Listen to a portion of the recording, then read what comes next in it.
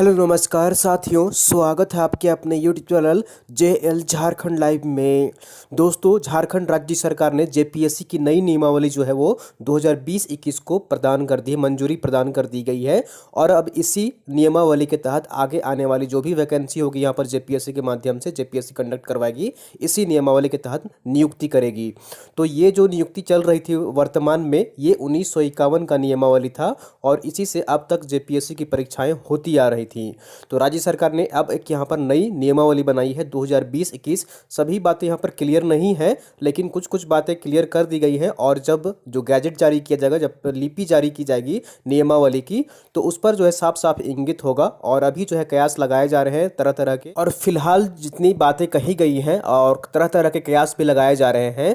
और उसी से संबंधित हम लोग यहाँ पर इस वीडियो में समझेंगे कि क्या क्या बातें कही गई हैं और कहाँ पर जो है वो बातें उलझ रही हैं या उलझ सकती हैं। तो सबसे पहली बात जो है ये कि नियमावली जो थी वो 1951 की ये नियमावली थी और अब तक इसी से जेपीएससी जो है वो यहाँ पर नियुक्ति कर रही थी। अब यहाँ पर राज्य सरकार नई नियमावली बनाई है जिसके तहत नियुक्ति करेगी। और दूसरी बात ये है कि अब यहाँ पर राज्य सरकार हर साल परीक्षा आयोजित करने का इन्होंने जो है वो स्वीकृति जो है प्रदान कर दी है, मंजूरी प्रदान कर दी है यहाँ पर विधेयक को। ठीक है, तो अब हर साल राज्य सरकार अब परीक्षा आयोजित करेगी, ऐसा विधेयक पास की है जो राज्य सरकार ने उसकी स्वीकृति प्रदान की है। तो ये अच्छी बात है कि अब यहाँ पर हर साल आयोजित परीक्षाएं जो है वो होंगी, अगर सब कुछ ठीक रहा तो। और तीसरी बात यहाँ पर जो है वो देख लीजिए कि ये यहाँ पर अहम बिंदु है आपके लिए जानना समझना कि 15 सेवाओं के लिए योग्यता जो है अब यहाँ पर समान होगी। और नई नियमावली के तहत सभी सेवाओं के लिए होने वाली परीक्षाओं की शैक्षणिक योग्यता और उम्र सीमा, ठीक है, पहले क्या होता था कि जो भी अलग अलग यहाँ पर जो सेवाएं होती थी उनमें उम्र सीमा का कटअप जो है वो एज का कटअप वो अलग अलग होता था। लेकिन इस बार यहाँ पर इसमें संशोधन किया गया है और इसकी यहाँ पर जो है वो अच्छी ये अच्छा संशोधन कह सकते हैं आप कि उम्र सीमा जो है वो यहाँ पर एक समान कर दी गई है। जो भी उम्र सीमा होगा सबका एक समान रहेगा और योग्यता जो है शैक्षणिक योग्यता वो भी सबका समान रहेगा। तो ये जो सुधार हुआ है ये अच्छा सुधार आप यहाँ पर कह सकते हैं कि सभी की उम्र सीमा जो है वो एक समान कर दी गई है। और ये भी देख लीजिए यहाँ पर कि कुल जो है वो 15 सेवाओं के लिए नियुक्ति होगी। 15 सेवाओं के लिए अलग अलग सेवा होती है, वित्त विभाग हो गया आपका, प्रशासनिक विभाग हो गया, कारा विभाग हो गया, अलग अलग विभाग है। तो कुल 15 सेवाओं के लिए नियुक्ति की जाएगी और 15 सेवाओं के लिए सभी की योग्यता और उम्र सीमा एक समान रहेगी, इस नियमावली में प्रावधान किया गया है। तो ये अच्छा यहाँ पर क्लियर कर दिया गया है और अच्छी बात है कि सबके लिए एक यहाँ पर नियमावली रखी गई है। उसके बाद अगला जो यहाँ पर है ये थोड़ा सा यहाँ पर जो है वो कन्फ्यूजन वाला है। और यही जो है यहाँ पर थोड़ा सा कन्फ्यूजन हो रहा है कि पीटी में पद से 15 गुना उम्मीदवारों का चयन मेंस के लिए किया जाएगा। तो छठी जेपीएससी में भी आपका 15 गुना रिजल्ट दिया गया था पीटी पर जो है पिछली छठी जो जेपीएससी हुई थी एग्जाम, उसमें भी आपको 15 गुना यहाँ पर जो है रिजल्ट दिया गया था, लेकिन वो कैटेगरी वाइज था। ठीक है, कैटेगरी वाइज वहाँ पर जो है रिजल्ट प्रकाशित किया गया था। ठीक है, और इसमें जो है यहाँ पर एक बिंदु और है नीचे, उस पर हम लोग को ये बातें क्लियर होंगी, उस पर हम लोग समझेंगे कि ये 15 गुना जो है वो कैसे दिया जाएगा। यहाँ पर कुछ अभी फिलहाल क्लियर नहीं है, सिर्फ कहा गया है कि 15 गुना जो उम्मीदवार होंगे उनका सिलेक्शन किया जाएगा पीटी के आधार पर। तो जितनी वैकेंसी होगी उसका 15 गुना पीटी के बाद आपका रिजल्ट प्रकाशित किया जाएगा मेंस एग्जाम्स के लिए। ठीक है, और यहाँ पर मेंस परीक्षा के पश्चात जो है साक्षात्कार के लिए सीटों का 2.5 गुना उम्मीदवारों को बुलाया जाएगा। मेंस की एग्जाम जब हो जाएगी तो जब इंटरव्यू की बारी आएगी तो वहाँ से 2.5 गुना जितना यहाँ पर सीटें हैं उसकी 2.5 गुना यहाँ पर जो है वो उम्मीदवार बुलाए जाएंगे। तो यहाँ पर कंपटीशन टफ कर दिया गया है। पहले यहाँ पर 3 गुना बुलाया जाता था। ठीक है, अगर सपोज कि अगर 300 वैकेंसी अगर आप पिछले बार थी तो पहले 900 यहाँ पर लोगों को बुलाया जाता था इंटरव्यू के लिए, लेकिन इस बार यहाँ पर 2.5 गुना ही बुलाया जाएगा। ठीक है, तो यहाँ पर अब 750, 900 की जगह में 750 ही आपको बुलाया जाएगा। अगर 300 वैकेंसी रहती तब एग्जाम्पल के तौर पर समझिए। ठीक है, तो यहाँ पर 2.5 गुना उम्मीदवारों को मेंस के परीक्षा के आधार पर इंटरव्यू के लिए बुलाया जाएगा।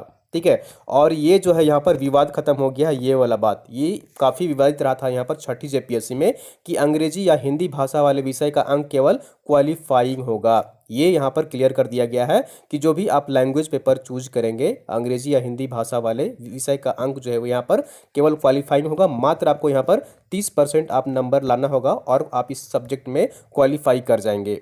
तो पिछली बार हुआ था छठी जेपीएससी में कि इसका भी मार्क्स जो है वो मेरिट में सिलेक्शन में मेरिट सिलेक्शन लिस्ट में इसका ऐड कर दिया गया था और ये काफ़ी विवाद का भी कारण बना था और ये मामला जो है वो हाई कोर्ट तक भी पहुंचा था। तो यहाँ पर ये इसमें क्लियर कर दिया गया है कि ये सिर्फ यहाँ पर क्वालिफाइंग नेचर का होगा आपका जो लैंग्वेज पेपर होगा। ठीक है, अब यहाँ पर ये जो बिंदु है इसके बाद ये जो 7 नंबर जो ये पॉइंट है ये थोड़ा यहाँ पर उलझाने वाला है। इसमें थोड़ा सा यहाँ पर कंफ्यूजन भी हो रहा है समझने में कि आखिर इस पर जो है वो किस तरह से निर्धारित किया जाएगा। इसमें कहा गया है कि अनारक्षित श्रेणी की कट ऑफ मार्क्स से आरक्षित श्रेणी के उम्मीदवारों के लिए कट ऑफ जो जारी किया जाएगा अधिकतम 8% ही कम किया जा सकेगा। ठीक है, तो एक यहाँ पर कट ऑफ तय किया जाएगा। सपोज कि अगर जनरल के लिए यहाँ पर कट ऑफ जाता है वो 100 मार्क्स जाता है। ठीक है, सपोज करिए 200 में जनरल के लिए यहाँ पर कट ऑफ मार्क्स जा रहा है वो 100 मार्क्स जा रहा है। तो SC ST OBC जो यहाँ पर कैंडिडेट्स होंगे अगर उनकी 15 गुना सीटें नहीं होती है और ये थोड़ी यहाँ पर बातें समझ में नहीं आ रही है कि कैटेगरी वाइज दिया जाएगा या फिर जो है वो जनरल के आधार पर दिया जाएगा। क्योंकि कहा जा रहा है कि जनरल की सपोज कि अगर यहाँ पर 100 अगर नंबर कट ऑफ जा रहा है तो अधिकतम 8% कम किया जा सकता है कट ऑफ इसका। ठीक है, तो 8% मीन सपोज कि 200 में से 8% इसका हो जाएगा 16 मार्क्स कम किया जा सकता है। तो SC ST कैंडिडेट्स के लिए यहाँ पर अधिकतम जो है वो कट ऑफ जो जाएगा वो 84 मार्क्स यहाँ पर जाएगा, 84 जाएगा। ठीक है, सपोज कि अगर यहाँ पर अगर 1% अगर नीचे आती है, सपोज कि 98 में आती है रिजर्व के लिए यहाँ पर SC ST के लिए, तो अगर यहाँ पर 15 गुना हो जाता है तो यहीं पर ये स्टॉप हो जाएंगे, नीचे नहीं आएंगे। और अगर फिर इससे कम करेंगे हल्का 1% 2% करेंगे, यहाँ मैक्सिमम जो जा सकती है वो 84 तक यहाँ पर कट ऑफ जाएगी। तो ये थोड़ी सी यहाँ पर पॉइंट बिंदु जो है वो थोड़ा सा डाउट है इस पर, और इस पर क्लैरिटी जो है वो जब लिपि जारी की जाएगी, गैजेट जो जारी किया जाएगा उस पर ये क्लियर हो जाएगा शायद कि इस पर जो है वो क्या पूरी तरह से बातें क्या है इसमें। तो ये थोड़ा सा यहाँ पर अभी थोड़ा सा कन्फ्यूजन इस बिंदु पर है और ये जब तक जारी नहीं होता है लिपि तब तक ये बना रहेगा। तो फिलहाल जो कहा गया है कि अधिकतम जो है वो 8% तक यहाँ पर कट ऑफ जो है वो लो किया जा सकता है जनरल के मुताबिक। तो ये बातें कही गई है।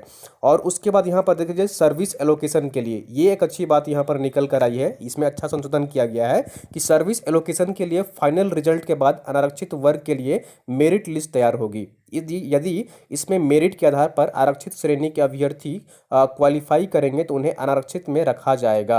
यदि अनारक्षित श्रेणी में कोई कैंडिडेट्स आता है लेकिन उसे पसंद की सर्विस नहीं मिलती है और वह आरक्षित की सुविधा लेता है और तब पसंद की सेवा मिलती है तो वह अनारक्षित से आरक्षित में माइग्रेट कर जाएगा। समझिए इस बात को। तो इसमें कहा गया है कि सपोज यहाँ पर मैं मार्क्स के वाइज से बता देता हूँ। यहाँ पर सपोज कि जनरल का कट ऑफ गया है 120 कट ऑफ गया है। ठीक है, 120 कट ऑफ गया है और कोई आरक्षित वर्ग का लड़का है जो ये जनरल के लिए सपोज गया 120, कोई OBC या फिर SC ST के कैंडिडेट्स है जिसका कट ऑफ यहाँ पर चला गया है 122 चला गया, कट ऑफ की नहीं गया है, मार्क्स लाया है वो। ठीक है, 122 मार्क्स लाया है तो ये ऑटोमेटिक जनरल में शिफ्ट हो जाएगा।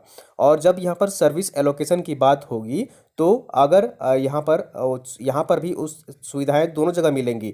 अगर यहाँ पर भी सर्विस चॉइस का ऑप्शन रहेगा और यहाँ भी सर्विस का चॉइस का ऑप्शन रहेगा, लेकिन अगर यहाँ पर मनपसंद अगर नहीं मिल रहा है सर्विस का चॉइस तो वो वापस से आरक्षित कैटेगरी में जाकर अपनी सर्विस का चॉइस ले सकता है। ये यहाँ पर बातें कही गई है।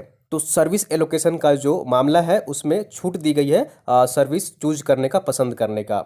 तो अच्छा, यहाँ पर एक बात और क्लियर कर दी गई है कि जो रिजर्व कैटेगरी के कैंडिडेट्स होंगे, ठीक है, SC ST या फिर OBC के कैंडिडेट्स होंगे जिनका मार्क्स जनरल के कट ऑफ के समान जाता है तो उन्हें जनरल में एज्यूम किया जाएगा। ठीक है, उन्हें जो माना जाएगा वो जनरल कैटेगरी में माना जाएगा।